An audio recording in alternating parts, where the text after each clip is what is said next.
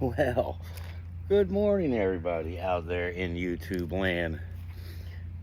Very casual attire this early morning. Yes, I'm in a very big lined quilt because here in Central Florida, we're getting cold.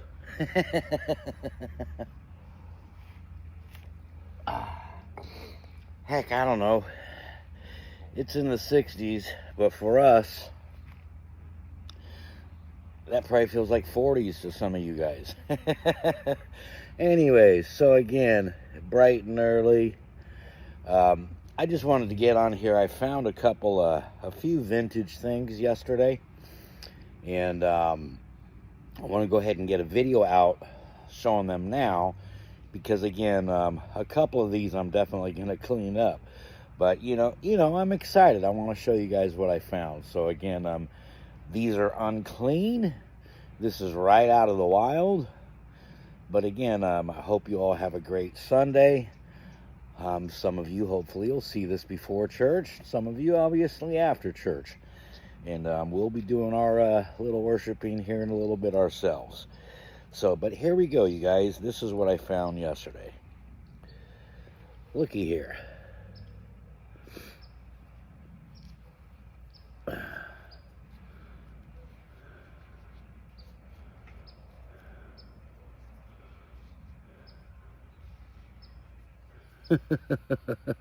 Look at this, you guys. How freaking cool. Look at the bolster.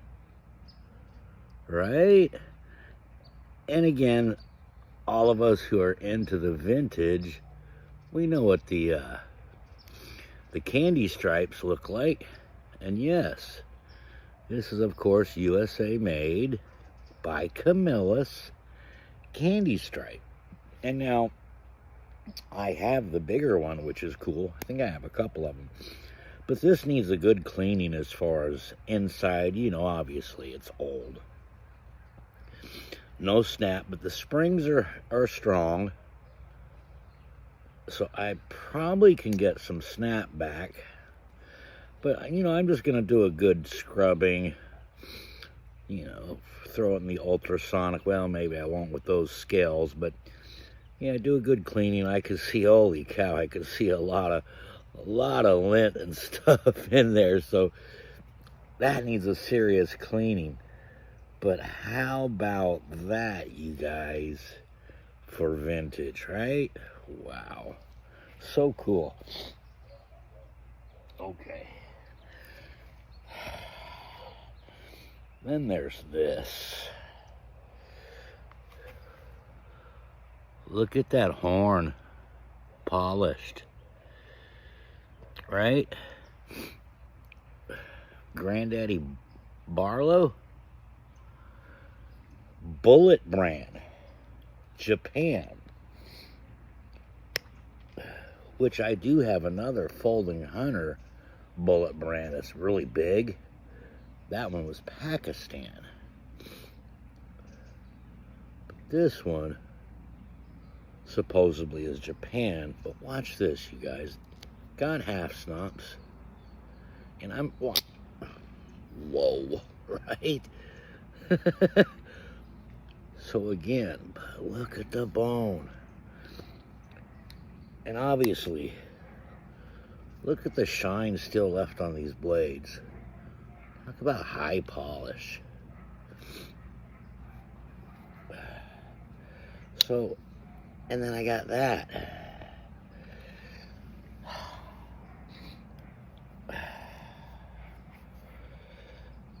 Not that I'm even smoking, but this was, I just couldn't pass it up. It was $7. And this is a Zippo from before when they even were putting the dates on there.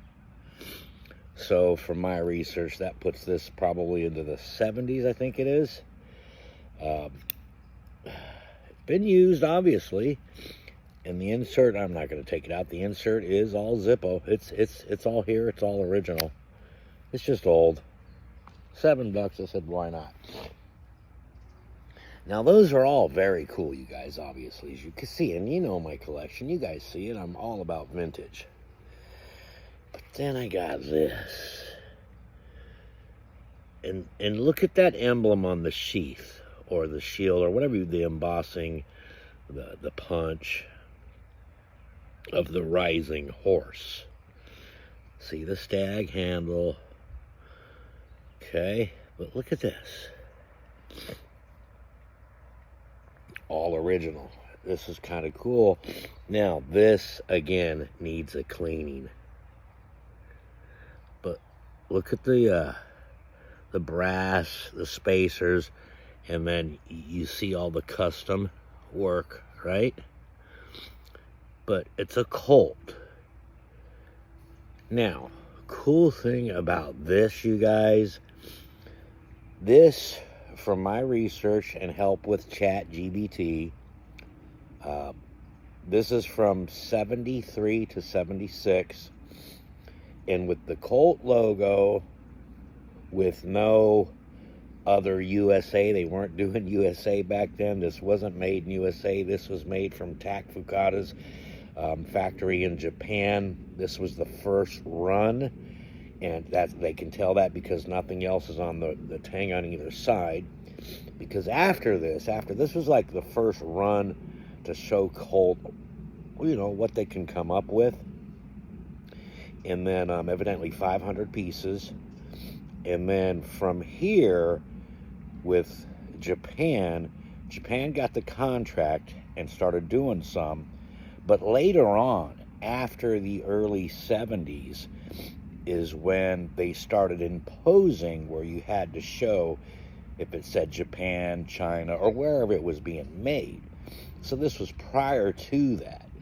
So again, due to the, of course, engraving work and whatnot, again, narrows it down to the Japanese Seki City Tak Fukada's factory, because the other people that got the contract after these initial first runs, the other people, their work here was not engraved and as fancy.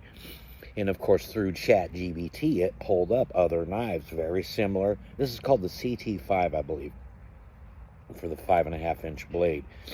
But the other ones after the fact, and the other ones that were in much more mass runs, not like this, 500 pieces, right? The mass runs for Colt, you didn't have this file work. You didn't have the spacers the same. And again, these spacers and the colors of the spacers, which even though it looks dark, you know, it picked up what the colors are. All that points to the Seki Tak Fukada factory. And again, this will all clean up. There is no pitting on here. Look at that. There's no pitting. It's just surface rust. So yeah, this is going to get a serious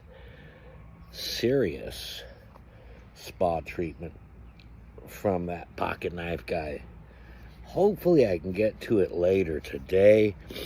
Yesterday was very, very busy. We had family over again that had come in from upstate New York, setting up for their 6-month venture here at Fort DeSoto campground, where they're host, and you know, they get to stay in Florida for 6 months and then go back to upstate New York. So after they were here, retrieving some things that they store here, of course, until they go back to Fort DeSoto. Then, of course, the wife and I went and did our thing, and then our daughter and son came over, and of course, they were here last night. And so it's quite busy. So hopefully today I can find some time and get these into the spa and do some cleaning and maybe do a video later on. That's all I got, you guys. I appreciate each and every one of you. Thank you so much for clicking on the thumbnail and watching this video. I hope everybody has a wonderful Sunday. Stay blessed, stay safe, eat a lot of good food, have a lot of good laughs. As you know, laughing is good medicine for the soul. You guys know that. I know that. I believe that. And I think you guys know it because I'm telling you so much. Anyways, you guys are all great. Again, thanks so much. And you know what I like to say over here at That Pocket Knife Guys channel? Cheers from Florida, and what's in your pocket? And there's your daps.